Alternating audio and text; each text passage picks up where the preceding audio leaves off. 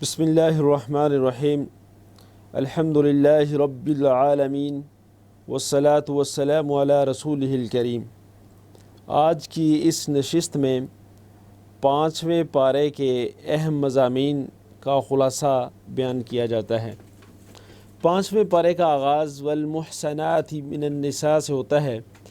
کہ وہ عورتیں جن کے ساتھ نکاح کرنے کی اجازت ہے، یعنی قرآن مجید کے اندر اللہ تبارک و تعالیٰ نے خاندانی نظام کی تشکیل جو میاں بیوی سے ہوتی ہے اس کے احکام اس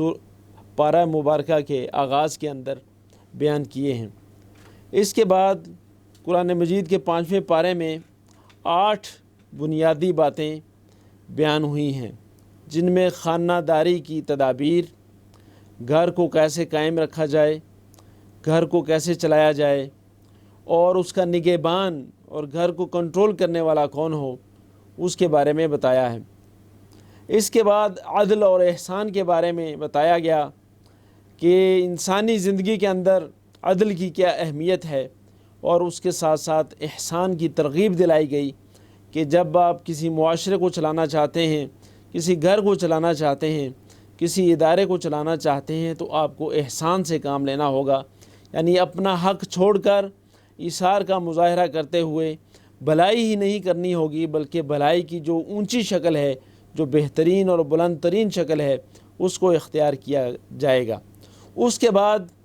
انسانی جان کی حرمت کو بیان کرنے کے لیے قتل کی سزائیں جو ہیں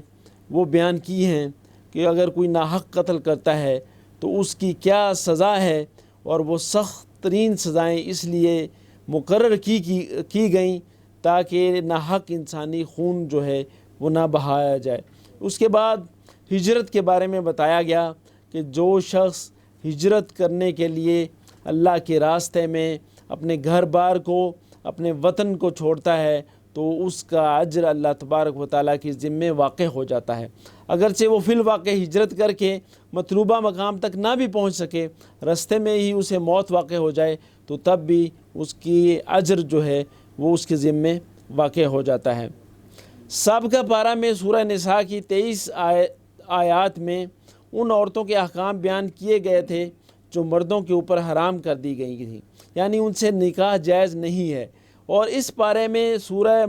نساء کی 24 نمبر آیت سے ان عورتوں کا بیان ہے جن کے ساتھ انسان نکاح کر سکتا ہے اور ان کو اپنی بیوی کے طور پہ رکھ سکتا ہے۔ ان عورتوں کو اپنی بیوی بنانے کے لیے ضروری ہے کہ ان کا حق مہر جو ہے وہ ادا کیا جائے، اور اس کے بعد جو ہے نکاح کا مقصد بیان کیا گیا کہ نکاح کا مقصد شہوت رانی نہیں ہے، بلکہ عفت و عصمت کا قائم رکھنا اور اس کو برقرار رکھنا جو ہے وہ نکاح کا مقصد ہے۔ پھر اللہ تبارک و تعالیٰ نے شوہروں کو حکم دیا کہ وہ بیویوں کا مہر ادا کر کے ان عورتوں سے جو ہے وہ فائدہ اٹھا سکتے ہیں۔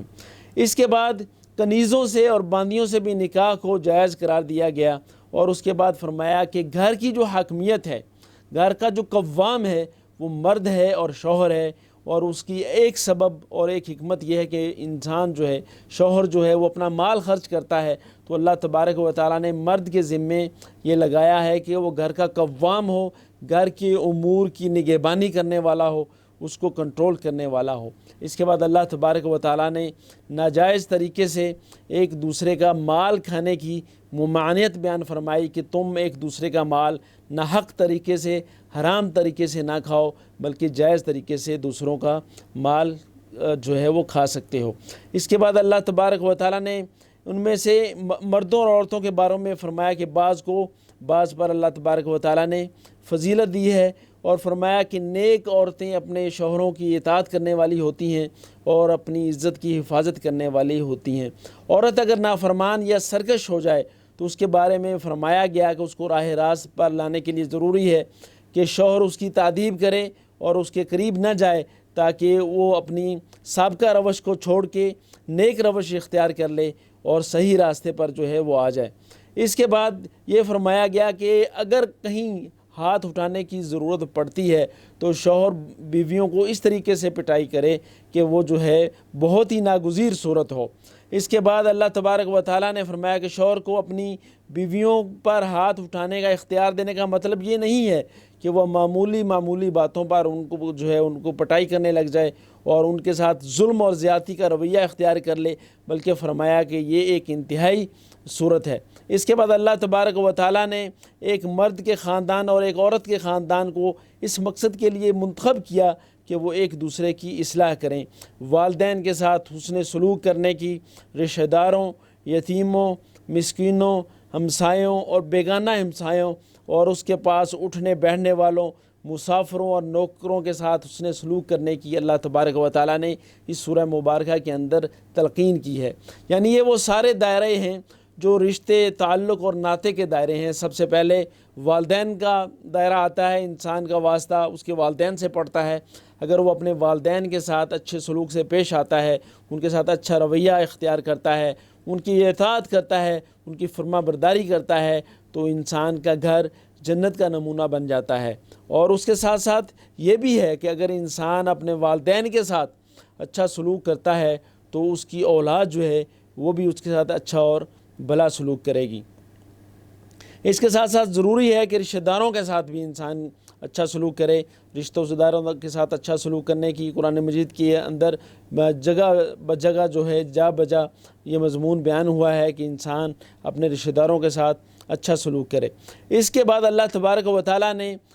نماز کے احکام جو ہیں وہ بیان کیے ہیں۔ فرمایا کہ نشے کی حالت میں تم نماز کے قریب نہ جاؤ، اور جب تمہیں یہ پتہ ہی نہ ہو تم کیا کہہ رہے ہو، تو ایسی حالت میں اللہ تبارک و تعالیٰ سے نماز کے لیے کھڑے ہونا اور اللہ تبارک و تعالیٰ سے مناجات کرنا اس حال کے مناسب نہیں ہے۔ اس لیے نشے کی حالت میں نماز کے قریب جانے کی ممانعت بیان فرمائی۔ اور اس کے بعد فرمایا کہ جب تک تم غسل نہ کر لو، یا اگر کبھی تم راستے سے گزر رہے ہو اور کہیں ایسا ہو کہ تم سفر کی حالت میں سے ہو اور تم میں سے کوئی شخص رفع حاجت کر کے آیا ہو، یا عورتوں کو اس نے چھوا ہو اور پانی نہ ملے، تو وہ تیمم کر لے اور پاک مٹی سے کام لے اور اپنے چہرے اور اپنے ہاتھوں کو مسح کر لے۔ بے شک اللہ تبارک و تعالیٰ نرمی سے کام لینے والا اور اللہ تبارک و تعالیٰ بخشش سے کام لینے والا ہے۔ دیکھیے اللہ تبارک و تعالیٰ نے کتنی بڑی سہولت جو ہے وہ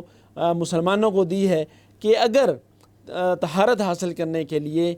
پانی میسر نہیں ہے تو مٹی کے ذریعے سے بھی کام لیا جا سکتا ہے۔ اس کے بعد اللہ تبارک و تعالیٰ نے آیت نمبر 48 کے اندر شرک کرنے والوں کے ساتھ سخت الفاظ میں ان کی مذمت بیان کی ہے۔ ارشاد ربانی ہے، بے شک اللہ تعالیٰ نہیں معاف کرتا ہرگز کہ اس کے ساتھ شرک کیا جائے، اور شرک کے علاوہ ہر گناہ کو معاف کر دیتا ہے۔ اس کے بعد سورہ نساء کی آیت نمبر 100 کے اندر فرمایا کہ جو شخص اللہ اور اس کے رسول کے لیے ہجرت کے لیے نکلے گا، ہجرت کرنے کے لیے نکلے گا، تو اس کا اجر جو ہے وہ اس کے اللہ تبارک و تعالیٰ کے ذمے واقع ہو جائے گا۔ یہ واقعہ ایک خاص صحابی کے بارے میں ہے جن کی اولاد نے ان کے اپنے والد کو چارپائی پہ اٹھا کے مدینہ منورہ کی طرف لے جانے کی جو ہے وہ تمنا کی کوشش کی، تو راستے کے اندر ان کا جو ہے موت واقع ہو گئی۔ تو فرمایا اللہ تبارک و تعالیٰ نے ان آیات کے اندر کہ ان کا ہجرت کا جو اجر ہے وہ رائے گاہ نہیں گیا، بلکہ اللہ تبارک و تعالیٰ نے ان کے اجر کو ثابت کر دیا اور ان کو مہاجرین کی صف میں شمار کر لیا۔ اس کے بعد فرمایا کہ قتل کی سزائیں بیان کرتے ہوئے بڑی سخت الفاظ میں یہ فرمایا کہ مسلمان کو جان بوجھ کر قتل کرنے والا ہمیشہ ہمیشہ جہنم رہے گا۔ مراد یہ ہے کہ اسے جائز سمجھ کے قتل کرنے والا، جو شخص یہ سمجھتا ہے کہ فلاں مسلمان کو قتل کرنا میرے لیے جائز اور روا ہے، اور اس کے بعد وہ اس کو قتل کر دیتا ہے، تو یہ دوہرا جرم ہے۔ ایک تو یہ کہ اس نے جان ناحق کو قتل کیا، اور دوسرا یہ ہے کہ اس نے اللہ تبارک و تعالیٰ کی حرام کردہ ہوئی چیز کو، وہ جان جو کہ لینا اس کے لیے حرام تھی، اس نے حلال سمجھا اور اس کی جان لے لی، تو فرمایا کہ ایسا شخص جو ہے وہ ہمیشہ ہمیشہ جہنم میں رہے گا۔ ان عورتوں کے بارے میں کہا گیا کہ اگر ان پر ظلم اور ان کے حقوق کو تم غصب کرتے ہو تو یہ تمہارے لیے روا نہیں ہے، جائز نہیں ہے۔ اور یہ فرمایا کہ اگر میاں بیوی کے درمیان اختلاف ہو جائے اور اس کے بعد وہ آپس میں صلح کر لیں تو یہ ان کے لیے بہتر راستہ ہے۔ 5ویں پارے کے آخر میں بتایا گیا کہ ایمان لانے والے اور شکر کرنے والے کبھی بھی اللہ تبارک و تعالیٰ کے عذاب کے شکار نہیں ہو سکتے۔ اللہ تبارک و تعالیٰ سے دعا ہے کہ ہمیں عمل کرنے کی توفیق عطا فرمائے۔